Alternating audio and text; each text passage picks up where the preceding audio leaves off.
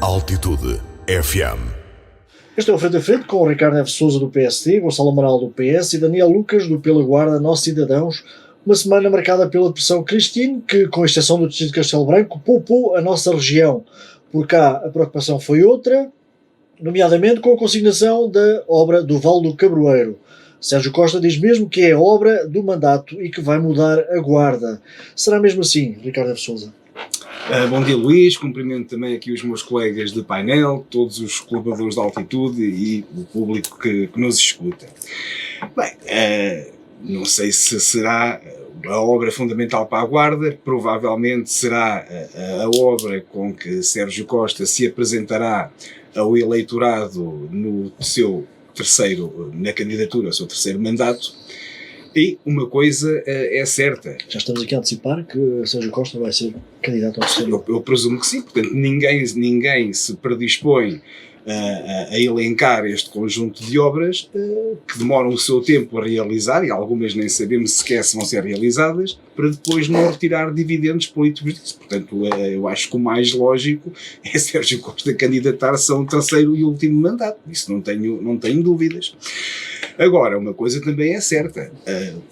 Nunca se chegou tão longe neste processo do Cabroeiro como estamos agora. Portanto, finalmente começamos a ver alguma luz ao fundo do túnel. Obviamente que isto ainda foi apenas um ato administrativo, portanto eu estou expectante para ver as máquinas no terreno, para começarem a abrir a estrada, portanto a edificação em si. Sim, é preciso dizer que ainda há algum tempo a decorrer. Vamos ter que esperar pelo visto do Tribunal de Contas, no âmbito do processo administrativo, e também pela contratação do empréstimo, que ainda não está definido. Pronto, ou seja, vai ter que ser aprovado em reunião de Câmara e depois já a Assembleia Municipal, portanto... No mínimo, pelo menos mais meio ano, no mínimo, para até haver trabalhos propriamente ditos no terreno. Agora, a questão que eu gostaria de colocar e até de trazer um bocadinho aqui para a discussão é o seguinte: do ponto de vista pessoal e enquanto cidadão da Guarda, eu fico satisfeito por finalmente a obra, a famosa variante da Tijaquina, ser construída. Mas a pergunta que eu agora gostaria de lançar é: mas será que no atual momento, será que isso é a maior prioridade da Guarda? Eu pergunto, não será muito mais prioritário fazer-se, por exemplo, a variante dos Galegos? Tudo bem que a responsabilidade não é da Câmara, é das Estradas de Portugal, mas a Câmara tem também a obrigação de fazer pressão nesse sentido. Eu volto a perguntar, será que não faria muito mais sentido fecharmos o anel viário da Viseg e deixar esta obra para um momento posterior no tempo? Porque, reparem, qualquer um de nós que saia dos empregos às 5h30, apanha ali durante 10 minutos, um quarto de hora, algum trânsito. Mas um trânsito que, apesar de ser um volume maior do que no resto do dia, não é nada de aflitivo, e aí em 10 minutos a coisa flui perfeitamente. Mas, segundo disse o Sr. Presidente, iria abrir-se uma nova frente urbana da Guarda, e onde iriam até ser construídos 500 fogos. Exatamente. Acho muito bem. Sinceramente, acho muito bem. Mas agora faço outra pergunta. Nós temos gente para ocupar esses 500 fogos? Ou esses 500 fogos irão ser ocupados sacrificando construções no centro da cidade, onde as pessoas se transferem de um sítio para o outro, ou seja, criam uma nova centralidade num sítio e fica uma parte da cidade ao abandono. Porque vamos lá ver, tudo isto é muito bonito, mas tem que haver gente, tem que haver pessoas. E julgo eu que o principal desígnio da Guarda, não que eu esteja contra a obra, nada disso, mas devia ser atrair pessoas. E o desígnio devia ser assim: nós queremos que a Guarda, daqui por 10 anos, tenha 50 mil habitantes. Portanto, o nosso objetivo é que tenha 50 mil habitantes. E a partir daí, todas as políticas, tudo aquilo que é feito com vista a prosseguir esse objetivo. Claro está que, abrindo-se essa nova via de acesso ao centro da cidade a partir da Viseg, mais as ramificações para os bairros que agora estão um pouco de costas voltadas uns para os outros, cria-se ali, sem sombra de dúvida, um espaço urbano agradável. Não só para novas edificações, mas também para a população usufruir se tiver zonas pedestres ou até zonas verdes. Mas depois também há aqui outra coisa que eu gostava de dizer, que é o seguinte: ao que parece, esta Alameda da Tejaquina, ou esta variante da Tejaquina, será uma estrada normal, com 2 faixas para um lado e 2 faixas para o outro. Aqui há uns anos, eu lembro-me, ainda foi durante os mandatos do Partido Socialista na Câmara da Guarda, houve a ideia de se criar uma grande Alameda. E, segundo diziam na altura, seria uma Alameda até, em termos de largura, superior até à Avenida da Liberdade. Mas eu digo-vos uma coisa, eu concordava com isso. Mesmo sendo mais caro, eu concordava. Porquê? Já que nós estamos a fazer algo e vamos gastar dinheiro, então que o façamos para o futuro. Eu não sei se vocês já foram a Paris, eu sei que já foste, mas quem vai a Paris e vê aquelas alamedas, aqueles boulevards, com aquela dimensão e com aquela escala, que foram gizados no século XIX, quando, quer dizer, Paris não tinha o trânsito que tinha hoje, mas houve um indivíduo, o Haussmann, que na altura projetou Paris a pensar para daqui a 100 anos. E hoje nós vamos a Paris e é uma cidade que impressiona do ponto de vista urbanístico. Ora, se na Guarda se fizesse, já que o espaço existe, se fizesse uma Alameda dessa imponência, a pensar na projeção da cidade para o futuro, a dar uma dignidade e uma grandiosidade que a Guarda merece e os guardenses também merecem, eu julgo que isso faria todo o sentido e eu subscrevia. E repito, mesmo sendo mais caro, mas dada a dignidade à cidade. Aquilo que nós vamos ver, e é bem-vinda à obra, é apenas uma estrada, nos padrões normais, que serve funcionalmente, uma zona da cidade que agora não tem acesso. Portanto, basicamente é isso. E eu acho que se perde a oportunidade de deixar uma obra marcante para o futuro, porque depois não vale a pena daqui a amanhã voltar-se a gastar novamente dinheiro. Reparem só uma coisa, a avenida que liga a Guarda à estação que passa ali pela Póvoa do Mileu. Aquilo era uma estradita, a estrada nacional antiga. Quer dizer, e quando a Câmara... Essa estrada não existia. Então é a estrada que vai aqui para a estação. Era pelo Rio Nacional, era pelo Rio Então pronto, a estrada que passa na Póvoa... Essa estrada foi pensada por Albertines da Fonseca, foi o grande impulsionador dessa estrada, na altura foi chamado louco porque já a queria fazer com 2 faixas de circulação para cada lado. Ora, pronto, estás a ver? Ou seja, é essa visão que a Guarda devia ter 40. Nos anos 40. Ou seja, se nos anos 40 houvesse esse cuidado de fazer já uma avenida como deve ser a pensar para o futuro, hoje se calhar muitos dos constrangimentos que ainda assim, felizmente, são poucos que a Guarda tem, provavelmente não existiam. E do ponto de vista urbanístico, a Guarda estaria muito mais atraente. Mas não fez uma estrada pequena, não deixaram construir as casas em cima da estrada, atrofiando os acessos, e portanto isso condiciona depois toda a estrutura e mobilidade do trânsito. Por isso é que eu digo, já que se está a fazer uma obra e ela ainda não está no terreno, eu julgo que seria prudente, eu não sei se é possível nem se não rever tudo isso e fazer uma obra com uma dimensão superior. Agora vai ser feita a obra que foi colocada a concurso público. É o que está. Mas é pena porque efetivamente a Guarda merecia uma entrada com uma imponência completamente diferente. Mas uma coisa também é certa. Entre não haver nada e haver alguma coisa, é preferível que haja alguma coisa. Isso, sem sombra de dúvida. Pronto, esperemos que a obra do Cabroeiro rapidamente avance para o terreno e que crie, essa nova zona de centralidade, essa nova zona de expansão urbana da Guarda, se bem que eu digo e continuo a dizer, provavelmente haveria outras prioridades que deviam ser acauteladas, mas pronto, o entendimento foi este, faça-se. Gonçalo. Bom dia, Luís, bom dia, Ricardo, bom dia, Daniel e todos os nossos ouvintes. O Ricardo anda a ler umas coisas à noite, também se calhar depois de algumas conversas comigo. À luz da vela. À luz do chat GPT, se calhar, e muito bem, que é para isso que ele serve. Mas efetivamente o Ricardo disse aqui muita coisa acertada e fez aqui até um bom diagnóstico. Politicamente, e aliás o PS defendeu isto logo nas eleições autárquicas, a variante dos Fs, chamemos-lhe assim, não é a obra mais prioritária da cidade da Guarda neste momento, mas, claro, é uma obra que terá um grande impacto. Quando Sérgio Costa diz que será a obra do mandato, mas isso acho que não tenho dúvida nenhuma, não consigo ver propriamente nenhuma obra, pelo menos da responsabilidade direta da Câmara, deste género com esta importância a ser lançada, e também sabemos que a nível de finanças o empréstimo feito para esta obra avançar limita já bastante a capacidade de endividamento, portanto também não fica margem para fazer outra obra igual, não é? Pronto. Mas isto é como é, os empréstimos servem para isto e é para isto que devem ser feitos. Agora, efetivamente, nós temos que voltar aos anos 90, e parecendo que não, os anos 90 já foi há 30 anos que houve o primeiro projeto da Alameda. E é verdade, era uma Alameda do género perfil igual ao da Avenida da Liberdade. Portanto, para quem não conhece, é uma faixa central com trânsito para ambos os lados, depois uns separadores verdes, e daí se poder chamar Alameda. Uma Alameda é uma via que tem, logo por definição, uma grande presença verde, de arborização, de jardim, etc.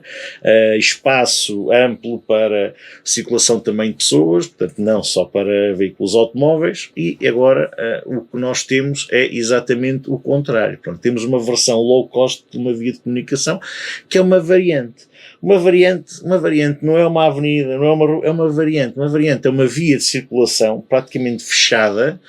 Pronto, isso tem a vantagem de poder praticar um bocadinho velocidades superiores, que tem efetivamente uns acessos pontuais, depois que distribui o trânsito a nível local, que eu acho que até é nessa distribuição depois do trânsito a nível local, portanto com acessos feitos ao Bairro do Pinheiro, Bairro da Luz e Bairro da Senhora dos Remédios, que até vem a maior valia daquela estrada. Portanto, porque a variante só em si, como o Ricardo diz, nós na Guarda temos meia hora por dia de trânsito de ponta, que geralmente coincide com entradas das escolas e horários principais de saída dos empregos, com os quais conseguimos viver bem, porque realmente depois chegamos do centro da cidade, lá embaixo à zona da Guarda-Gar, um quarto de hora está resolvido, ou seja, ninguém perde horas no trânsito, como às vezes se fala, exato, nos momentos mais difíceis de ponta, né?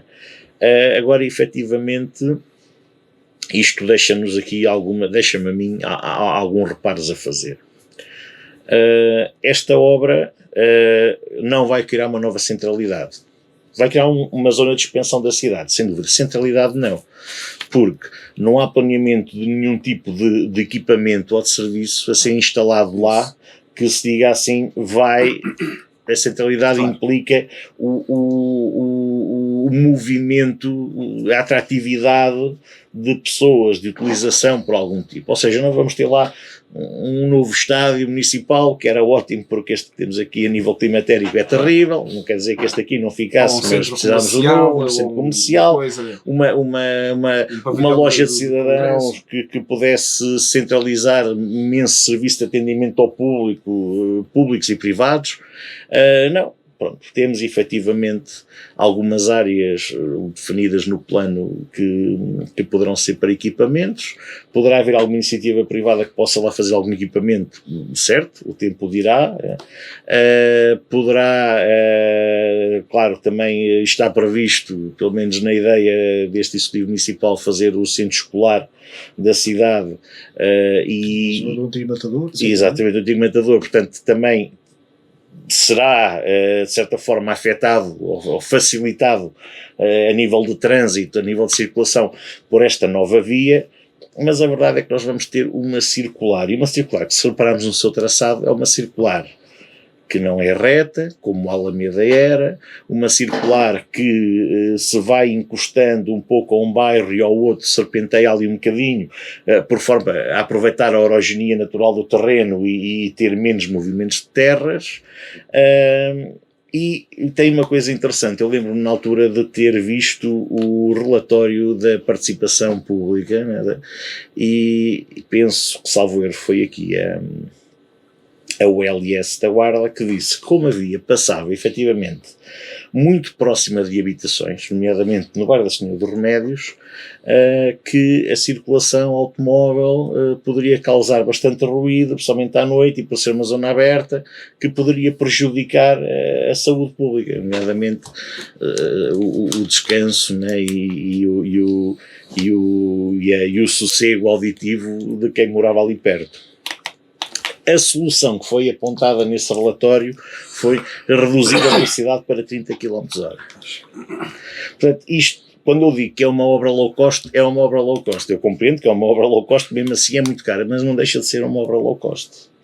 É uma obra que, numa situação destas, a fazermos uma via do zero, ela teria que ser pensada, fosse a nível de uma barreira verde com arborização, né, com arbustos e árvores, fosse a nível da colocação, imaginemos até provisória, de barreiras físicas de obstrução acústica, né?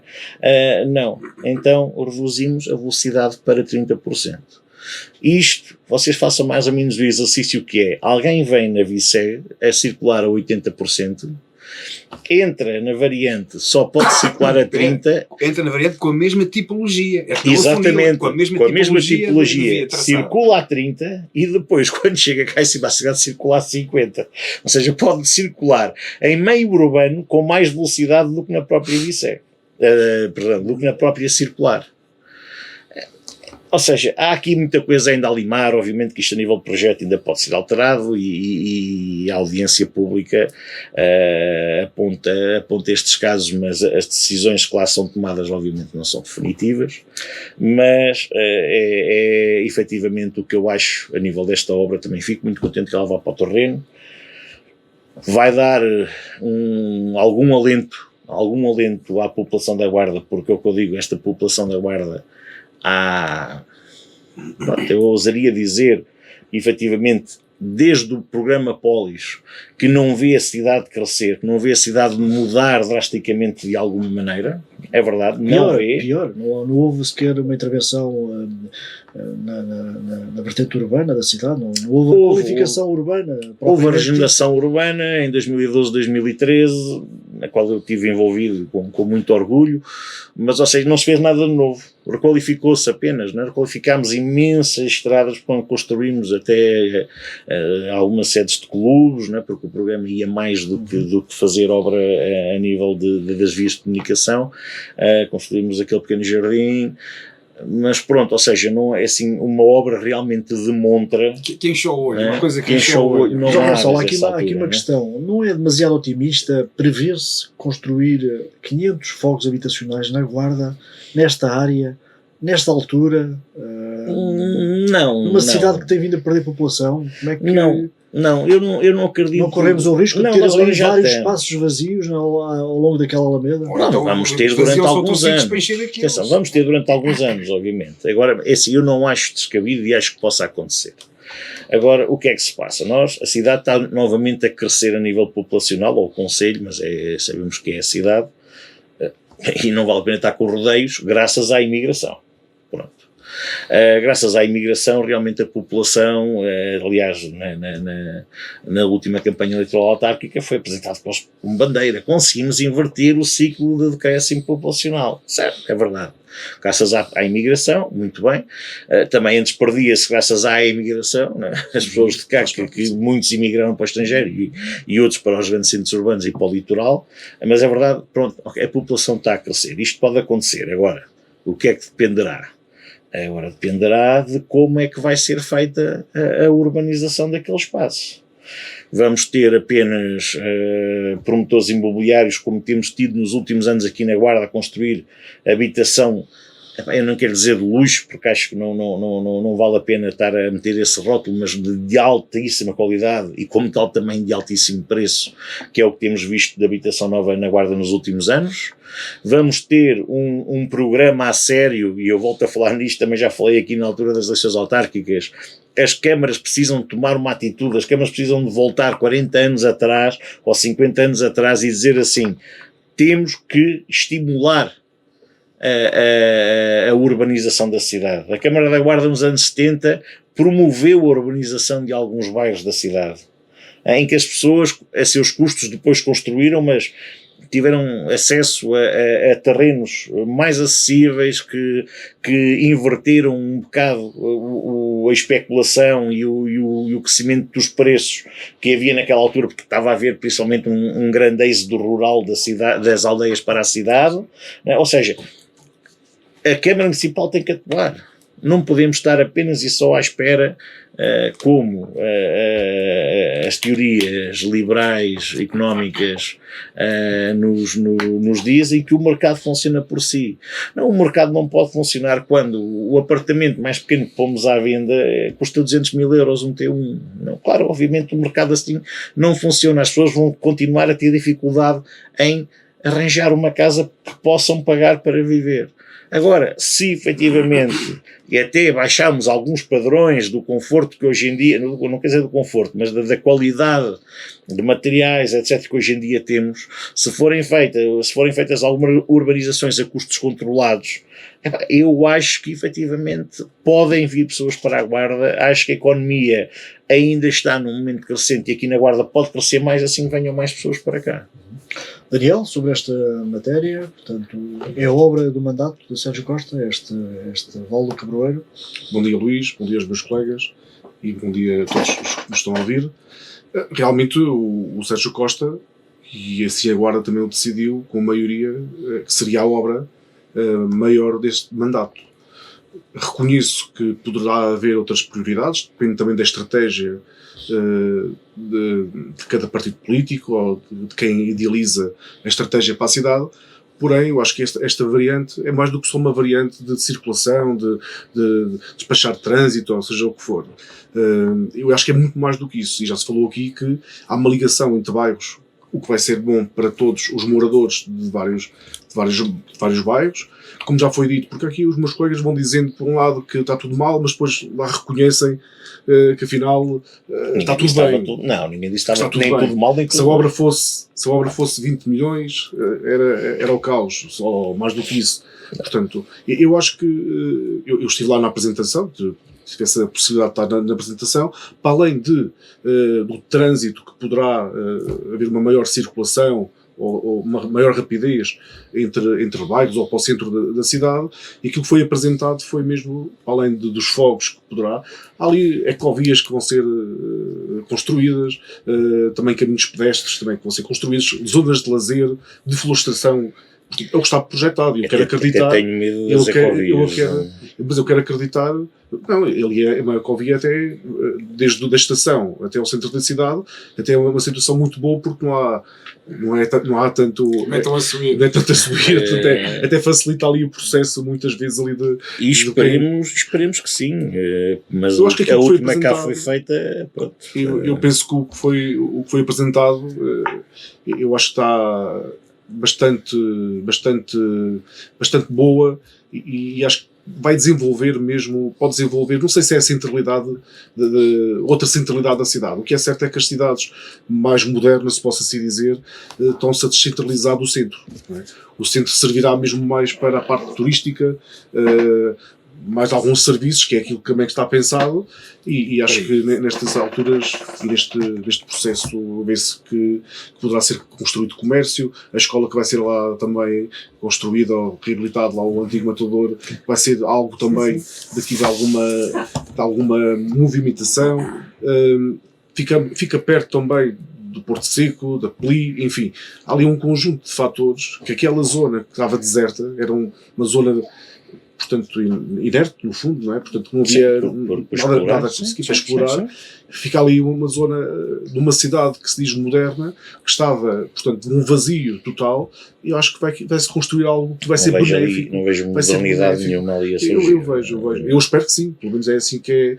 Vai ser uma zona de expansão, mas a modernidade está onde? A modernidade ali vai ter LEDs, é isso? Não é questão de ter LEDs. Eu acho que para além da parte de casas ou apartamentos eventualmente que serão construídos, eventualmente, portanto, depende também de. Isso não é o plano, o plano definiu áreas de construção. Mas aí não se pode. E são os particulares. Aliás, aqui é o funcionamento. Sim, qual será a resposta dos privados nessa? Aqui é uma mistura, só para terminar, aqui é uma mistura também. Eu acho que o governo do município está a abrir portas para o próprio privado poder investir de uma forma regulada, naturalmente, e que acho que é importante. Acho que é muito importante. Ou seja, corremos o risco, se houver uma nova crise imobiliária, que não se afigura, mas quer dizer, durante vários anos termos ali uma estrada sem nada de um lado nem nada do outro. Sim, mas isso, Mas acontece, Ricardo, mas isso só pode acontece em acontecer em qualquer sítio. claro, e Exatamente. Isso Mas não faz há muito aqui uma sentido. questão, numa cidade que vai ter tantas centralidades, não tem nenhuma centralidade forte que seja cativante para as pessoas. Eu acho que Nós estamos a abrir demasiadas frentes numa cidade como a Guarda. eu acho que o Gonçalo tocou aqui num assunto que acho que é muito importante. Quer a gente goste, quer a gente goste menos, quer o Chega que venha aí de uma forma mais forte daqui a um ano, não sabemos o que é que vai acontecer, naturalmente. Eu acho que o Gonçalo tocou aqui disse-me aqui uma frase, acho que é fundamental. Nós fomos um país de imigrantes e agora estamos a receber também. E vai haver aqui um aumento cada vez maior. E se houver aqui mais empresas a chegar, mais indústria também a chegar, o aumento, portanto, somos obrigados a ter que criar estas centralidades, no fundo, portanto, para não concentrar tudo no mesmo sítio, na verdade.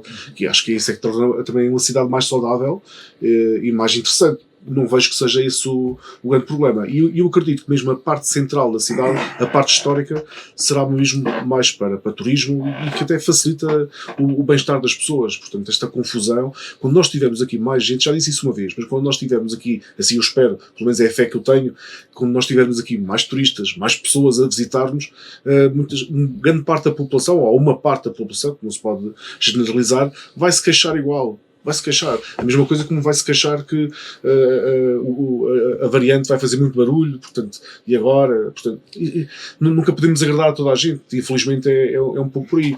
Mas eu acho que está previsto já agora, pelo menos daquilo que eu percebi da apresentação que foi feita, para além das árvores, ali da parte de lazer, da florestação, está previsto também painéis sonoros por causa desses mesmos barulhos. Portanto, isso estava tudo previsto lá, pelo menos a apresentação da arquiteta No projeto.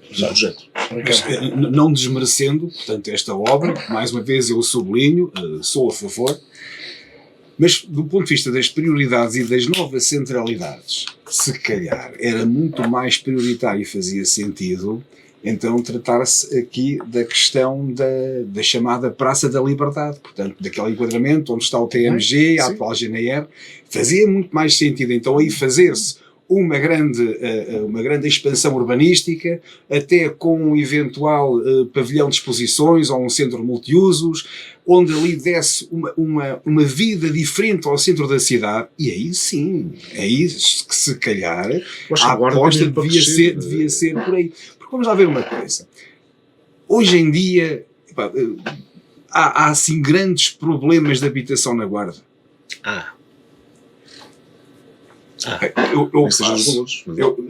Mas repara, eu vejo por aí, eu costumo ver aí muitas daquelas tarjas das imobiliárias, vende-se. Sim, e muitas vezes há muitos que não ficam muito tempo por vender.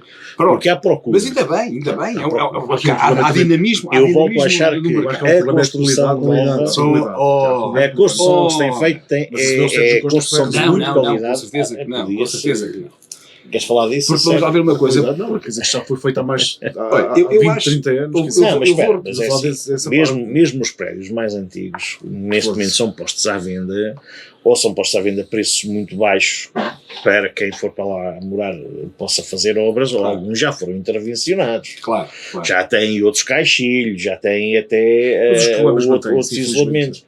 Que é um pouco, acho que o Ricardo uma vez falou sobre isto, assim, que a cidade do Porto estava a reabilitar grande parte das casas na zona mais histórica, mais antiga. Sim, estamos a falar de tipologias completamente diferentes. A questão é que, não, mas lá está, é que por mais, eu conheço aqui algumas da cidade, por mais reabilitadas que sejam, é mesmo muito difícil. As deficiências mantêm-se.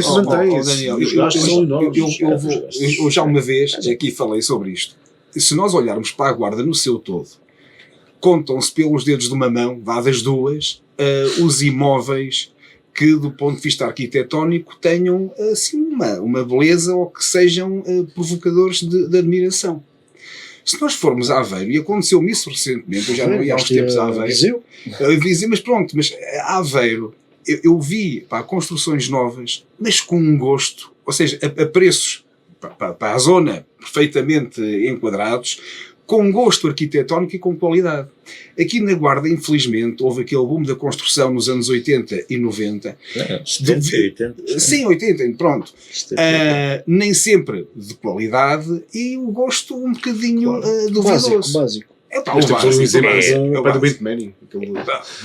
Agora quer dizer... Não são de muito má qualidade, é horrível para a vista. Não, quer dizer, não é agradável, não é uma cidade agradável, quer dizer, tem uma zona histórica bonita, mas depois aquela zona... Não estou a falar da qualidade em si, visualmente aquilo é... Visualmente, sim. Por isso também seria desejável que todas as construções a ser feitas, pelo menos respeitassem o mínimo dos critérios arquitetónicos e da agradabilidade. Ricardo, hoje em dia todas as construções que têm de ser feitas cumprem regras muito mais apertadas do que cumpriam há 50 anos atrás. Não, mas uma coisa é ser funcional, é o que é. Outra coisa é ter incorporado algum critério estético de beleza que transmita eu acho que os edifícios novos que vejo a crescer não vejo nada feio.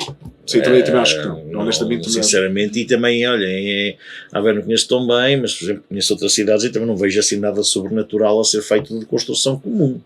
Pronto, mas o que eu acho é que cá na Guarda, efetivamente, há pouca construção. Como há pouca construção, os preços estão inflacionados. O problema nos anos 80, 90 foi a organização de espaços. Isso aí foi quando cresceu muito, sim. Quando cresceu muito, que eu espero que, por exemplo, com isto aqui, quer dizer, e com as regras tão apertadas que agora existem, não é? Portanto, que seja de uma forma muito mais organizada, aliás, nem pode ser diferente, não é? Como estávamos a falar há pouco, daquela avenida do Povo do Mileu. Mas, Daniel, eu vou-te dar... Realmente, aquela que podia ser realmente a Avenida da Liberdade. Aquela avenida, essa que era a nossa Avenida da Liberdade. Deixa-me só dar aqui um pequeno exemplo. Essa que era... A Avenida Cidade do Outerbeira e de Salamanca são duas avenidas que ainda hoje em dia têm uma boa qualidade de serviço. E, aliás, é por lá que o serviço automóvel se faz.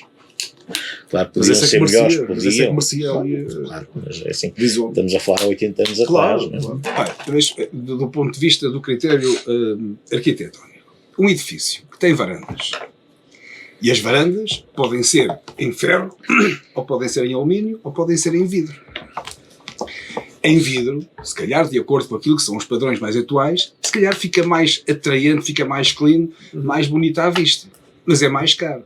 Em ferro, se calhar, é mais durável, muito mais barato, quer dizer, mas não é agradável de ver.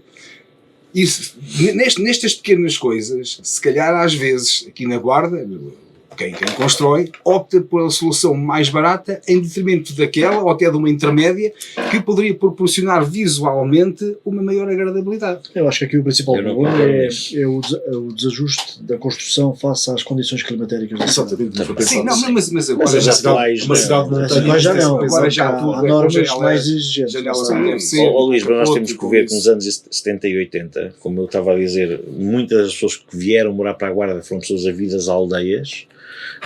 As casas que vieram ocupar eram, mas de longe, muito melhores do que aquelas onde moravam nas aldeias. Claro. Portanto, é perfeitamente normal. E na altura a exigência não era tanta. Era aquilo, era a realidade em que vivíamos. Até os materiais não eram os mesmos que são hoje. Agora, o que eu acho, o que o Ricardo está aqui a dizer, eu não sei que caso é que ele está a referir, porque é o que eu digo. Habitação nova a ser construída de vez aqui na Guarda, eu vejo, efetivamente, bons materiais a serem usados, sem olharem propriamente tanto ao preço, olharem até, inclusive, mais à questão estética, e daí os prédios os apartamentos terem realmente preços elevados. É o que eu tenho a dizer. Isto é o que eu tenho visto na Guarda. Estamos a falar de dois ou três, estamos a falar de 2 ou 3. Não são 2 ou 3, mas infelizmente são poucos mais. Patamar de mercado, são os novos que estão a ser construídos. Não há mais construção. Na cidade também tem sido, pelo menos esteticamente, bonitos. Muito bem, vamos avançar. O tema continua atual, é as presidenciais, sendo que estamos na última semana da campanha e António José Seguro e André Ventura estão a mostrar o que valem nesta última semana. Gonçalo Amaral, a depressão Cristina teve algum efeito na campanha? O que é que mostrou de cada candidato? Pode alterar, por exemplo, o sentido de voto de algumas pessoas ou não? Aquilo que se passou nos últimos dias? Não, eu acho que nesse aspecto não nos surpreendeu em nada.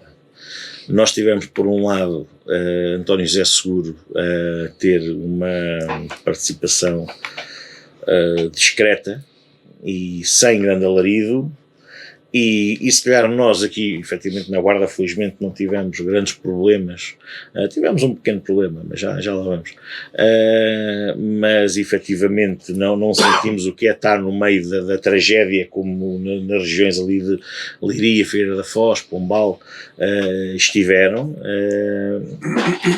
e nós não temos noção do efeito que as visitas que António José Seguro possa ter feito ao local possam ter gerado. Até porque ele não levou jornalistas. Exatamente. Mas de certeza que a nível local teve um impacto positivo para António José Seguro. Pelo contrário, depois tivemos o Eu Show Ventura. Né? O Eu Show Ventura, que costuma ser mais do menos, foi André Ventura, depois de apagar um incêndio com um raminho de eucalipto, desta vez supriu todas as necessidades das populações afetadas com 2 paletes de águas. Efetivamente, sempre um grande alarido, a comitiva dele é enorme, até porque depois a nível local nem sempre consegue ter as pessoas que gostaria de ter, e então, claro, leva-as, ou seja, foi, entre aspas, atrapalhar. Isto para quem diz que quer ser Presidente da República e não se lembrar do que aconteceu com Marcelo Rebelo de Sousa, depois das primeiras vezes, das primeiras tragédias ter aparecido e depois de se ter dito e na opinião pública se ter formado uma imagem de que, calma, que se calhar a presença das grandes individualidades governamentais não é positiva logo nas primeiras horas, não é? Isto, efetivamente, André Ventura faz conta que isso não aconteceu e vamos lá, vamos levar jornalistas, vamos levar dezenas e dezenas de pessoas para ali, é preciso fazer um grande número e aparecer na televisão. Depois, o que é que ele faz? Basicamente ele repete aquilo que a população já disse.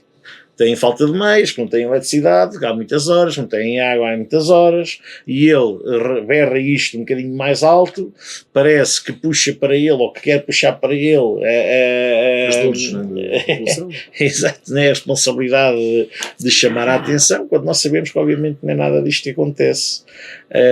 E isto impressiona alguém. Eu acho que as pessoas estavam a ser impressionadas, podiam ser impressionadas, já estão com ele por outras medidas. António José Seguro perde um bocadinho, passa um bocadinho menos nos noticiários nesta semana, se calhar passou um bocadinho menos. Agora, será que isso também é positivo ou é negativo? Não sei. Veremos o que dá. Agora, efetivamente, falta uma semana de campanha e é o que eu digo. Hoje, esta noite vamos voltar a ter mau tempo, pelos vistos, poderá voltar a haver problemas, vamos ver o que esta campanha nos trará. Mas a manterem-se estas previsões, quer dizer que esta última semana de campanha não vai ser muito boa para os candidatos, porque não vão ter grandes oportunidades para fazer sessões, para... Eu sou sincero, Luís, um cenário de segunda volta nos dias de hoje, acho que era na semana seguinte. A campanha está feita. António José Seguro acho que também foi muito pragmático quando explicou que eu apenas aceito fazer um debate, porque embora tenhamos 3 semanas de campanha agora para a segunda volta, a verdade é que as minhas ideias são as mesmas, não as mudo.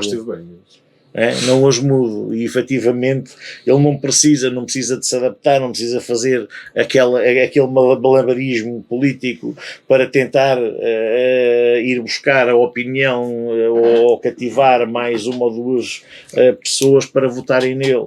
António José Seguro é um homem que do princípio ao fim, e nós temos que voltar a lembrar que temos umas eleições presenciais, que é completamente diferente de umas eleições legislativas ou autárquicas. Os órgãos autárquicos e os órgãos legislativos, indiretamente, porque depois daí sairá um novo governo, são eleições onde se têm que apresentar medidas, onde se têm que apresentar ideias de ação. Nas eleições presidenciais, eu acho, e volto a dizer isto, e as pessoas tenham isto em atenção, nós temos é que aproveitar para nos apercebermos bem da qualidade moral dos candidatos. Portanto, que era aquilo que eu dizia ao Ricardo muitas vezes, né, do Almirante Gouveia e Melo, nós não sabemos muito dele. Eu sou sincero, eu sabia mais. O António José Seguro não se pronuncia sobre nada. O António José Seguro foi, durante 4 anos, secretário-geral da JS, foi deputado na Assembleia da República, não sei quantos mandatos, pela Guarda, por Braga, por Lisboa, foi ministro.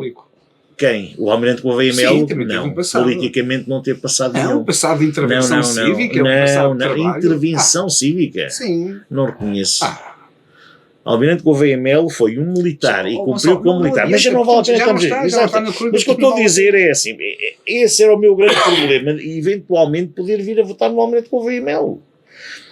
Eu não sei qual é que será a postura de uma pessoa que politicamente não tem um passado relevante perante situações mais graves e importantes em que possa agir, que é o que o Presidente da República faz. E já nem estou a falar numa questão máxima, se calhar na eventual participação numa guerra, ou na declaração de guerra a algum país vizinho.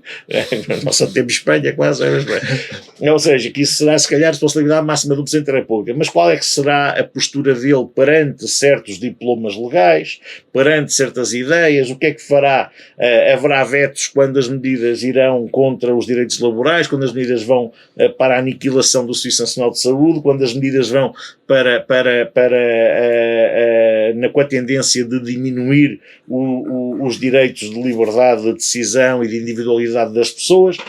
Isso é que as pessoas precisam de se aperceber efetivamente numas eleições presidenciais, porque é essa pessoa que vai ter essa ação que estamos a eleger. É uma pessoa que pode pôr um travão. Acima de tudo, em primeiro lugar, é uma pessoa que pode pôr um travão em políticas que nós achemos que não são, ou que ele acha que não são. As pessoas estão a votar muito por impulso. As pessoas estão. E ele sabe manipular muito se bem se calhar as pessoas votariam melhor se nós tivéssemos um regime como o dos Estados Unidos ou como o de França. Se calhar as pessoas aí perceberiam mais, porque estavam a votar em alguém que iria fazer coisas, nem que o Presidente da República é o chefe máximo do governo. E em que nos Estados Unidos, então, e em França também pouco, o Primeiro-Ministro é como cá em Portugal o Ministro da Presidência. Uhum.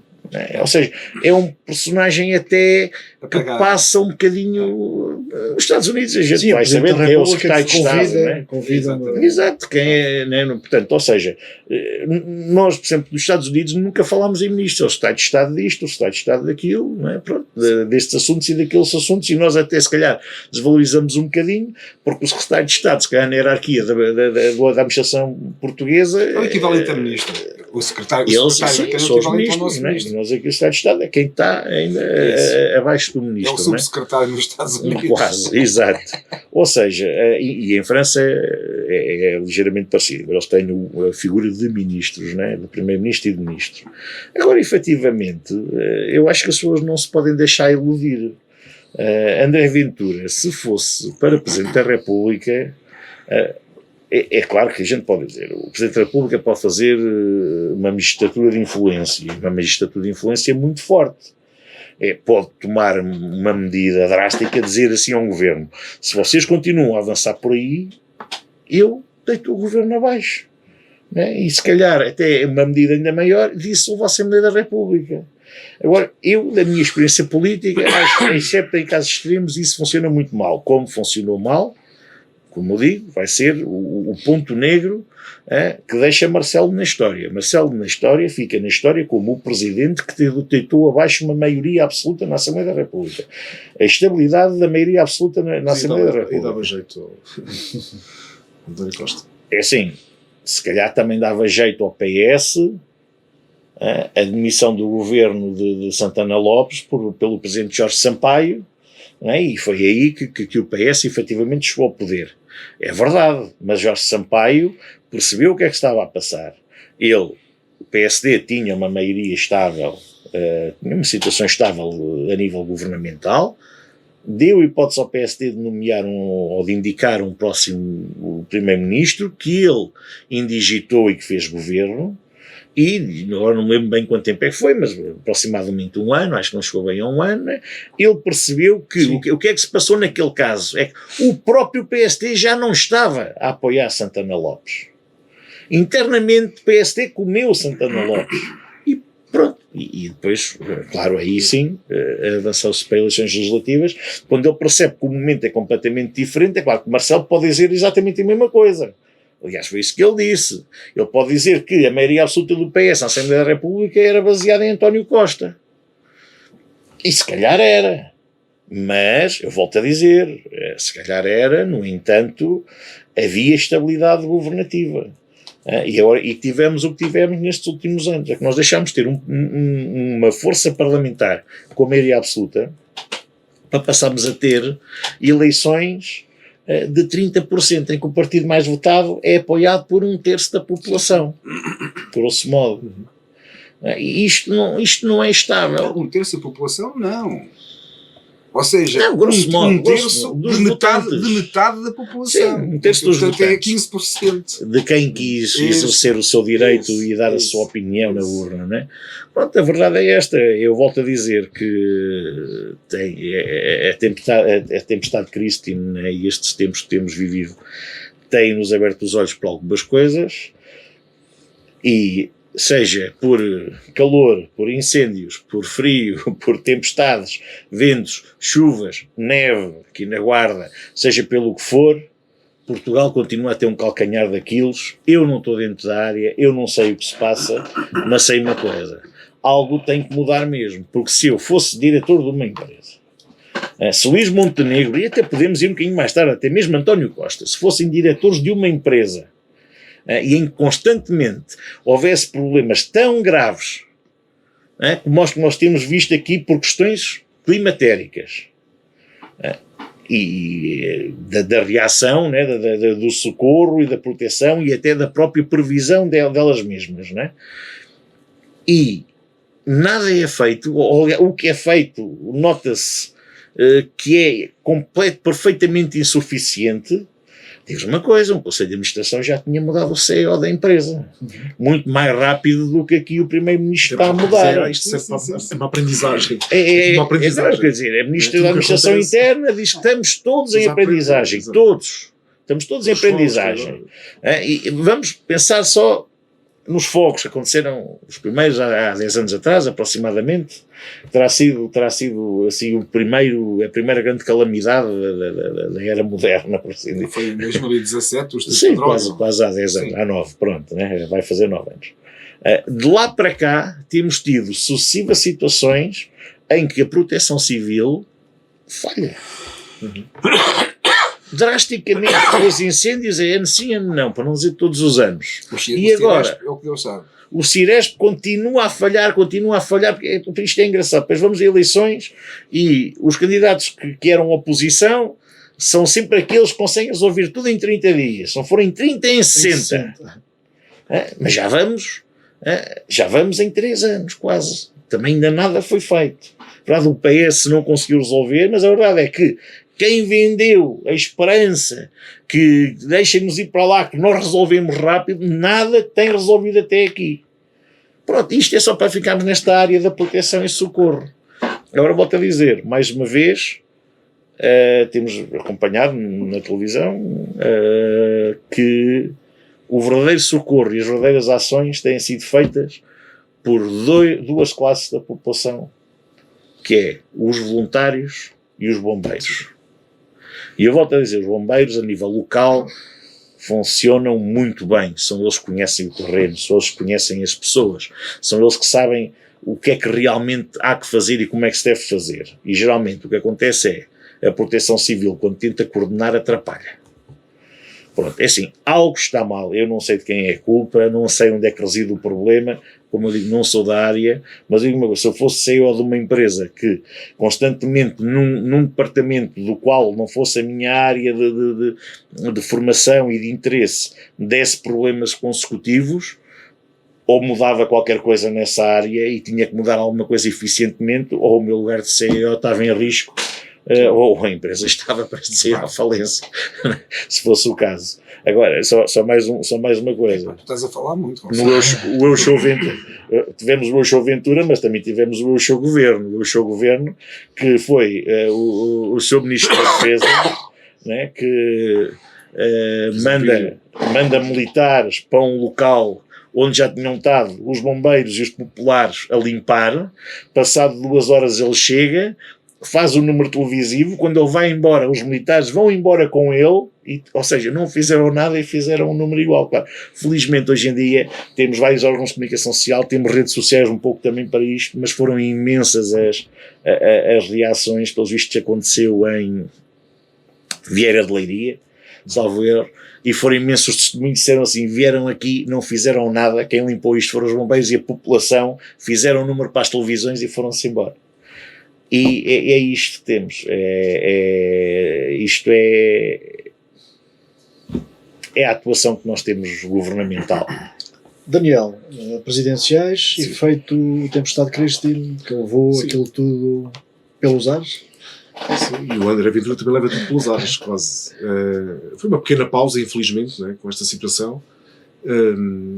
Eu acho que houve aqui duas formas de atuar. Realmente o António José Seguro mais contido, não levando a comunicação social para a ação. Cometeu ali um pequeno erro, mas na verdade há uma falta de enquadramento. Quando alguém lhe pergunta ou que diz que o André Ventura andou a distribuir alimentos e ele tem ali uma saída que é preciso ouvir tudo, só que o problema é que lá está, a manipulação que é feita por a extrema-direita relativamente à observação do António, do José Seguro, é que ele diz, mas quem é que anda a distribuir alimentos? Eu vou distribuir alimentos, eu não sei a distribuir alimentos, não é? E não sabe realmente, nem deve. Há pessoas próprias para fazer isso. Não é? Nós também tivemos agora ações, tanto o Centro Cultural como os bombeiros. Nós somos receptores realmente de alguns donativos, mas vamos centralizar para quem realmente sabe no terreno dar e fazer os cabazes que têm que fazer. E acho que em muitos sítios já disseram, já chega, já claro, temos. Precisam agora de ter mais material de lonas, telhas. Ou seja, o André Ventura, como já disse o Gonçalo e bem, é mais uma encenação, portanto, teatral que ele faz. Mas isso pode ter efeito eu acho que infelizmente, é assim, algumas pessoas eu acho que vão continuar. Honestamente, infelizmente, continuam, porque as pessoas, já disse isso várias vezes, as pessoas estão com tanto sofrimento em várias áreas que continuam a achar o André Ventura que toca ali, ele consegue tocar nas pessoas, né? Portanto, ele consegue tomar as dores das pessoas e as pessoas pensam que aquilo é tudo verdade o que ele diz, e acreditam que a ação que ele tem é uma ação verdadeira, que não é encenada, mas não, aquilo é ver-se bem que é encenado. Eu quero acreditar que há pessoas que afastam-se principalmente os indecisos, não é? Agora, é preciso ter aqui algum cuidado, que há muitos, tinha aqui apontado, são cerca de 8% de indecisos, ainda é muita coisa. Há uma descida tanto do António José Seguro como do André Ventura, 57 e de 27. Eu acho que o António José Seguro irá ganhar as eleições, portanto não tenho dúvidas relativamente a isso, mas o André Ventura irá, com esta manipulação que ele faz, sobretudo mais a nível emocional, e não é só uma classe se calhar menos letrada, se possa assim dizer, eu acho que são várias classes sociais, portanto, que está a ir nesta onda do André Ventura. Poderá haver aqui alguma surpresa, não no sentido de ganhar, mas daquele objetivo que ele tem, que é ter os eleitores, os votos o suficiente para mostrar realmente quem é que é a direita, quem é que manda na direita cá em Portugal. E o governo, por isso é que eu digo que o governo vai sofrer estas consequências, também por não ter tomado posições, e mesmo se tomasse alguma posição seria muito, muito complexo. Mas foi isto, aliás, André Ventura, até relativamente ao IANES, que houve uma altura que lhe perguntaram quem é que era o presidente para ele, quem é que era o presidente que já passou, portanto, em Portugal, quem é que era o mais representativo, ou que ele se inspirava, ou intenção, exato. E ele na altura disse que era o IANES. De repente o IANES apoia o António José Seguro, ele já está a dizer só isto, basta só isto, se as pessoas pensarem um bocadinho, ele ao dizer que não, IANES não me surpreende, então isto é o sistema a juntar-se. Ou seja, portanto, acho que as pessoas têm que ser, o mínimo, honestamente, coerentes. Eu respeito as pessoas, mas têm que ser coerentes nestas observações que alguém diz na votação. Agora, claro, as pessoas são livres de votar, isto é a democracia a funcionar. Ricardo? Bem, e é precisamente por causa dessas incoerências que o André Ventura está com 23,52, porque se não fosse isso estaria com 50 ou com 60. Portanto, são essas imprecisões e muitas vezes essas infabulações que ele cria que lhe retiram a credibilidade. Bom, mas relativamente agora às participações dos candidatos presidenciais quando da tempestade Christine, eu não gosto muito dos show-offs e, portanto, tudo aquilo aquelas poses que são feitas apenas para a comunicação social consumir e para mostrar o lado bonzinho do candidato, quer dizer, isso ao fim e ao cabo é postiço, não é genuíno, e quando as coisas não são genuínas não colam e até criam alguma revolta nas pessoas. Os candidatos devem ser preocupados e, aliás, neste momento, o André Ventura sim, porque é deputado, mas António José Seguro não tem qualquer poder para fazer, para decidir, para mobilizar. A única coisa onde os candidatos são bons é na amplificação da voz das pessoas, ou seja, como têm uma grande participação mediática, podem utilizar esse espaço para reivindicar, junto às entidades competentes, as necessidades das populações que infelizmente foram afetadas por esta tempestade. Achas que isso é a função de um candidato? Não, o candidato é ouvir a preocupação dos porquês, o candidato não pode fazer nada. O que é que ele pode fazer? Tem algum poder executivo? Pode não chamar tem. a atenção para terminar o problema. Lá está. Portanto, é amplificar. Mas dizer que isso é a função, né? Devemos dizer que é o máximo que poderá fazer. É amplificar a voz das pessoas, não poderá fazer muito mais do que isso. Mas vamos lá ver uma coisa. Mas vai dormir a casa. Mas, Gonçalo, mas se os candidatos não fossem a ver as populações, as coisas ficavam piores, não ficava tudo na mesma. Portanto, as coisas são como são. Não fosse, como diz o Daniel, os bombeiros no terreno e as populações, e também muitas vezes as próprias juntas de freguesia, as autarquias, a meter as mãos na massa e a limpar, a recuperar, a reerguer, as coisas seriam muito mais complicadas. Mas voltando agora à questão das eleições presidenciais, eu não tenho dúvidas, como já disse no programa anterior, que António José Seguro será seguramente, e passo o pleonasmo, o próximo Presidente da República. Mas vamos assistir a um fenómeno muito curioso desta eleição, que é o António José Seguro, que vem com 31,12% de primeira volta, André Ventura com 23,52%, e agora há um novo candidato dissimulado no boletim de voto, que tem 45,36%, ou perto disso, que são contra André Ventura. Portanto, porque há muita gente, a maioria dos votos que votaram no Almirante Gouveia Melo, no Marques Mendes e em Coutinho de Figueiredo, não vão votar em António José Seguro porque reconhecem, miraculosamente, capacidades excepcionais que há uns dias atrás não tinham visto, que não tinham votado nele nessa altura. Não, neste momento mobilizaram-se para votar contra André Ventura. Portanto, as coisas têm que ser ditas desta forma. Mas com isto não quer dizer que não haja legitimidade nessa escolha. Portanto, o voto de quem vota contra um candidato e de quem vota a favor de outro tem o mesmo valor e democraticamente as pessoas têm precisamente a mesma possibilidade de o fazer. Mas, quer dizer, é estranho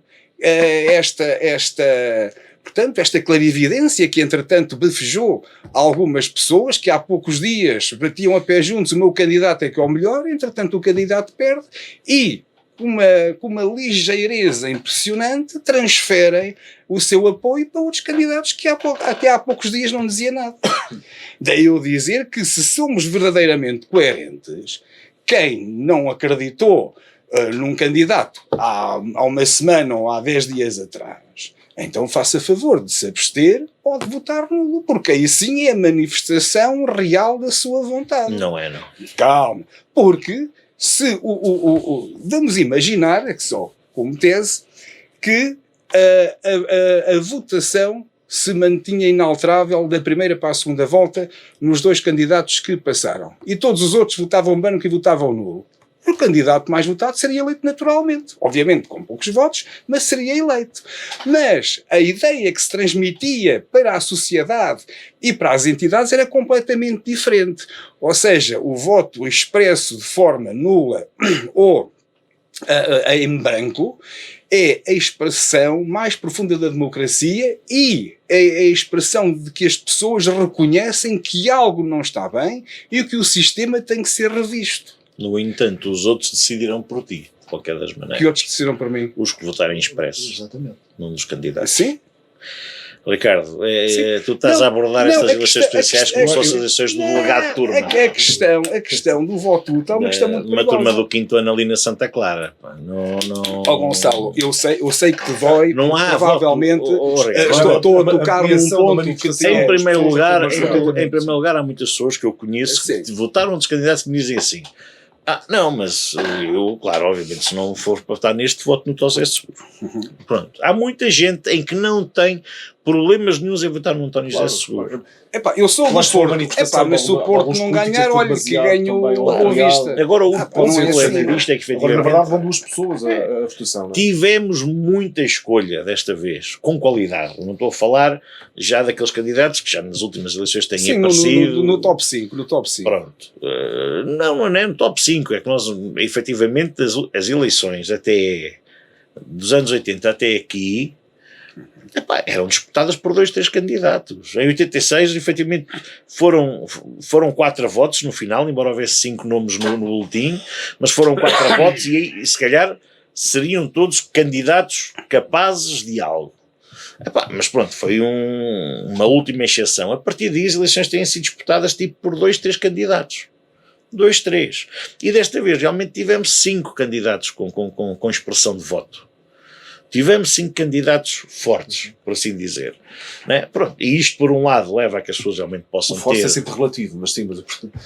Não, é forte porque acabam por ter... Repara, representativo. Entre o candidato mais votado e o candidato destes 5, o menos votado, tivemos 15% de diferença. Não é muito, ou seja, efetivamente tivemos realmente... eu não me lembro bem quantos votos, tens ideia mais ou menos quantos votos é que o Almirante Gouveia Melo e o Marcos Mendes tiveram? À volta de 600. 650 o Almirante, 600 mil o Marcos Mendes. Ok, o António José Seguro teve mais do dobro, mas tudo bem, estamos a falar de uma votação expressiva, não estamos a falar de candidatos que têm 50 mil votos. Muitos deles por engano, às vezes, não é? Estamos a falar efetivamente de candidatos em que se poderiam pôr muita gente a pensar, a pôr muita gente na dúvida em qual votar.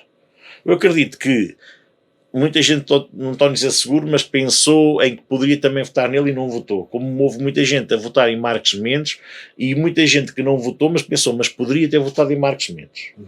E igual no Coutinho, Gouveia Melo e até no André Ventura, se calhar o público é mais fiel. Mas...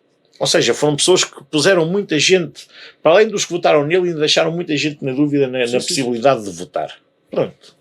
E agora, efetivamente, a democracia... Não pode chegar mais rapidamente a eles.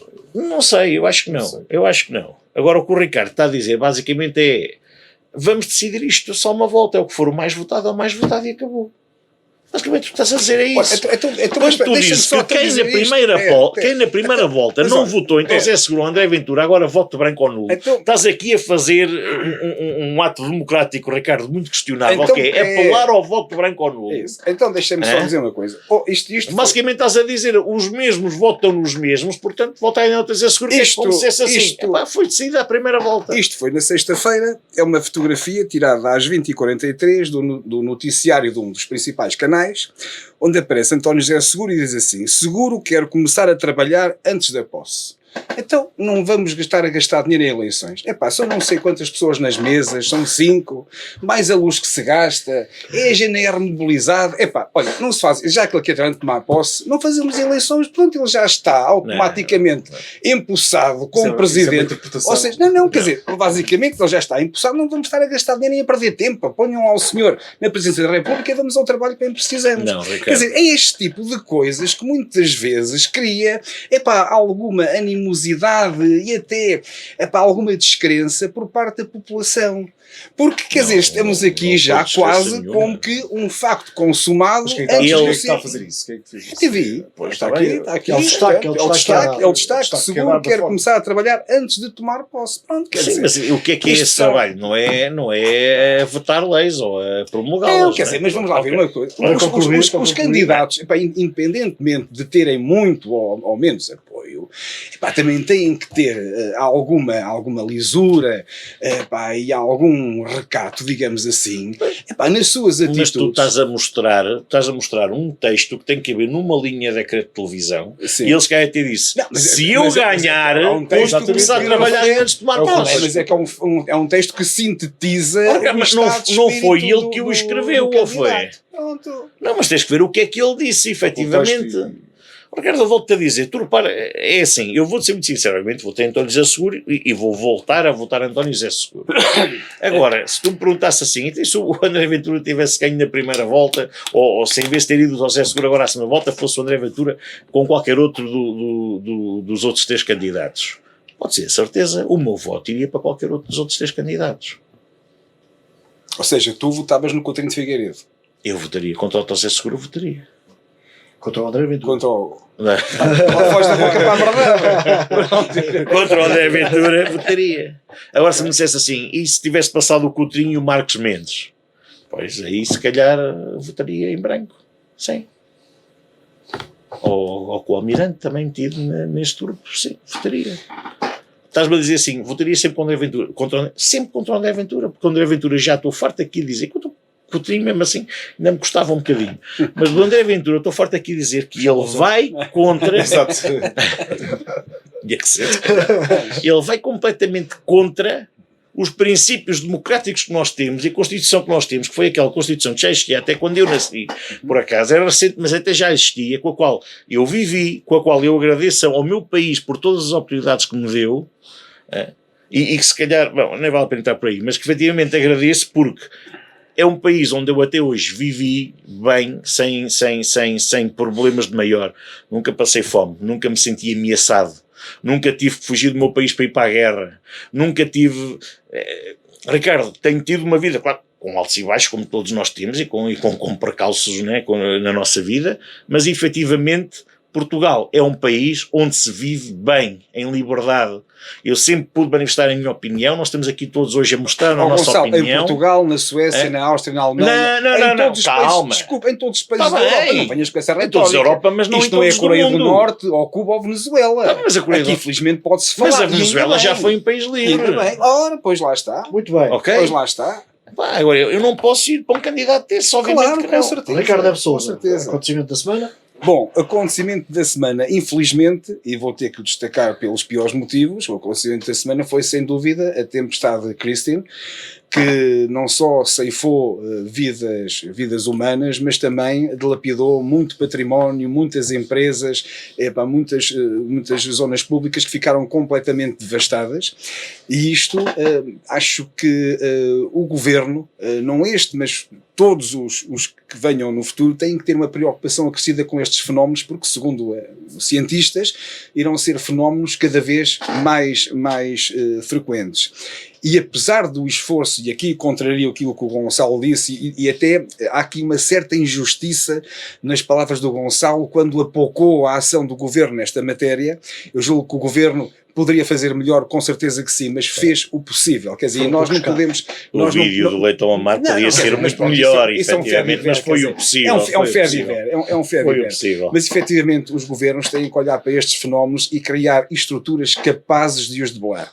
Eu aqui até sugiro, aqui na zona da Guarda, uma vez que até é central do ponto de vista de norte-sul, mas também até no contexto ibérico, criar um grande entreposto de equipamentos de proteção civil que possam ser disponibilizados em caso de catástrofe, não só para o território nacional, mas também para a Espanha. A Guarda já tem, ou vai ter, um Centro Nacional de estágio, mas treino.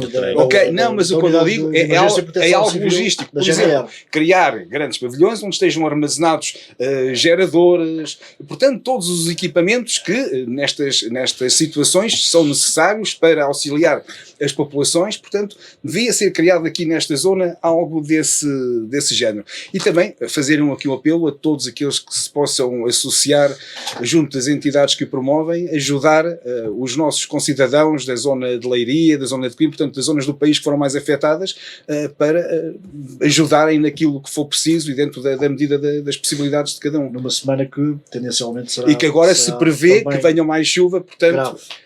Exatamente. Mas mais duas coisas só. Hoje, aliás, nós estamos a gravar no domingo, hoje vai ser o voto antecipado de cerca de 300 mil eleitores e o acontecimento também da semana será no próximo dia 8, portanto, já não vamos ter programa antes disso, as eleições presidenciais têm criado esta celeuma e têm mobilizado todos estes comentários. Ora, nós estamos a gravar domingo porque na segunda-feira o Ricardo Neves Sousa vai tomar posse como deputado intermunicipal na Assembleia Intermunicipal, na primeira Assembleia Intermunicipal pós-eleições 12 de outubro. Isso. Gonçalo? Pronto, efetivamente eu também tenho que dar todo o destaque à Tempestade Cristina e acho que vieram antes e acho que vem agora, já nem sei o nome da que vem agora. Efetivamente, que vai ser em princípio hoje à noite, né? vai piorar bastante, prevêem que possa haver talvez algum vento, não da mesma forma, mas a nível da precipitação podem prever muitas cheias.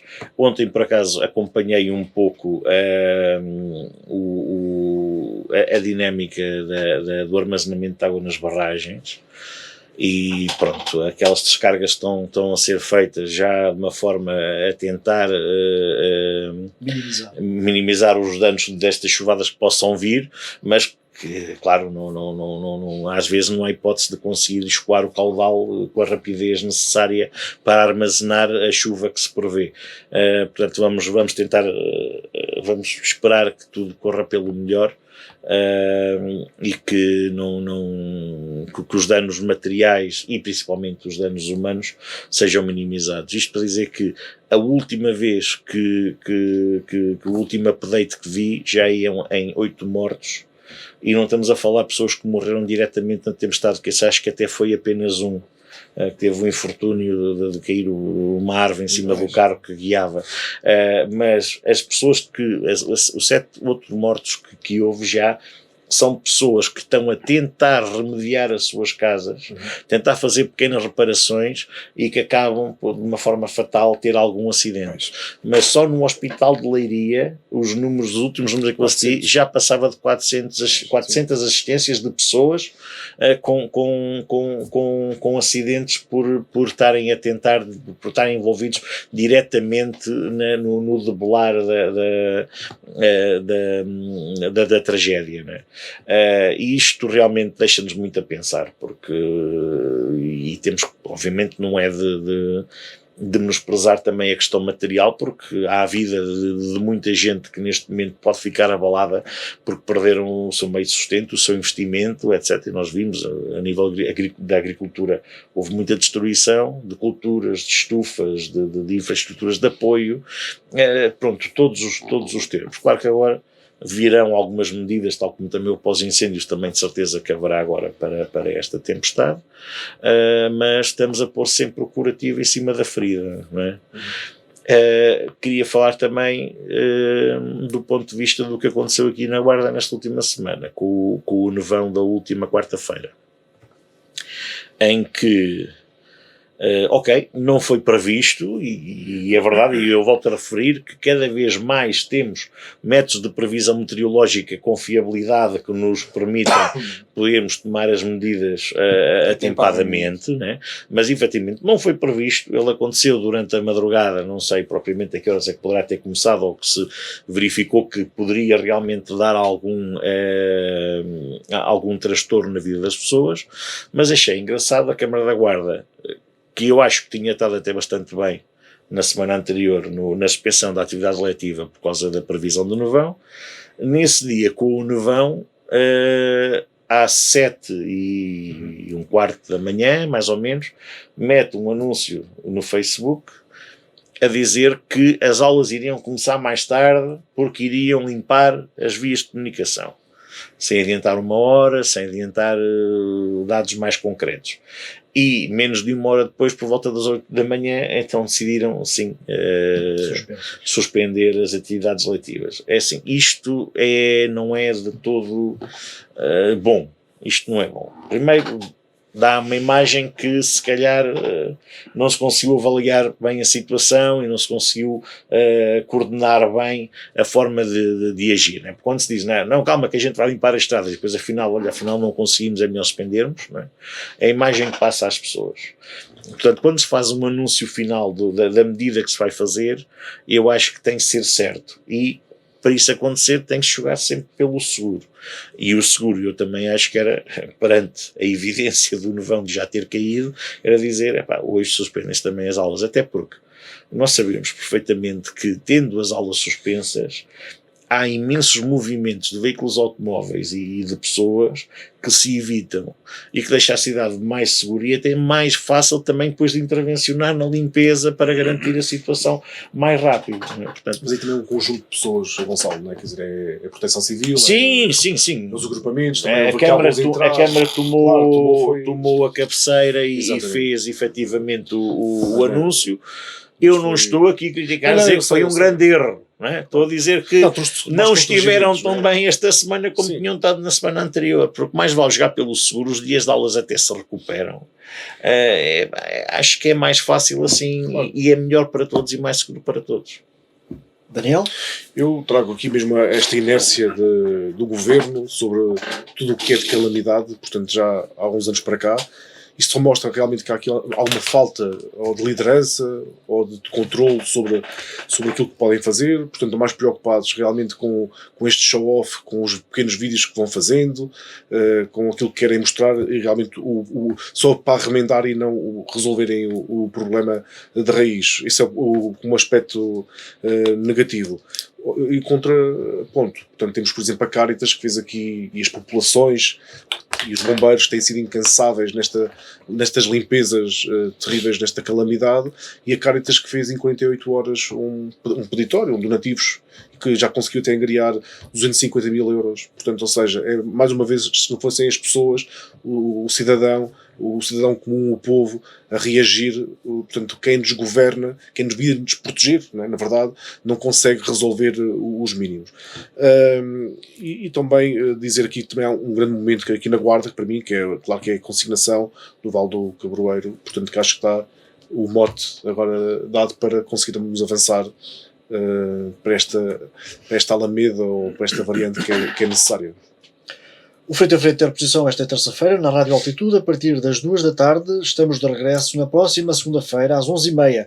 Obrigado a Ricardo Neves Sousa, Gonçalo Amaral e Daniel Lucas. Tenham uma boa semana. Muito obrigado e boa semana. Obrigado e boa semana. Boa semana para todos. Obrigado.